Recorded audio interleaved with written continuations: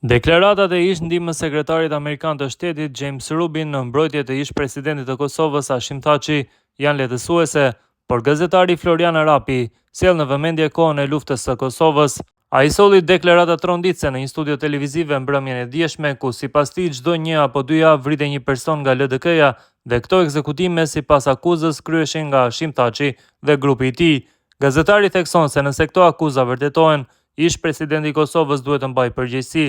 Kjo deklaratë është lehtësuese për Thaçin dhe qëndron dhe është e vërtet, ishin 2 ushtri dhe 1 qeveri, dhe UÇK-ja që nuk e respektonte këtë qeveri. UÇK-ja nuk funksiononte si ushtri, por akuzat janë ndaj serbëve, romëve dhe kundërshtarëve politik shqiptar. E mbaj mend shumë mirë atë periudhë, gati çdo 1 apo 2 javë vritej një person nga LDK-ja.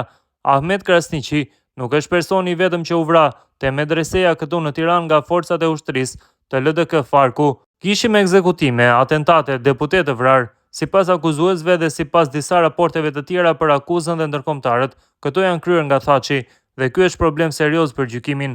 Për ne që të degradojmë në një situatë të tillë dhe shpresoj që drejtësia të vendoset në vend. Nëse akuzat vërtetohen, ai duhet të mbajë përgjegjësi, ai edhe të tjerët, tha Arapi.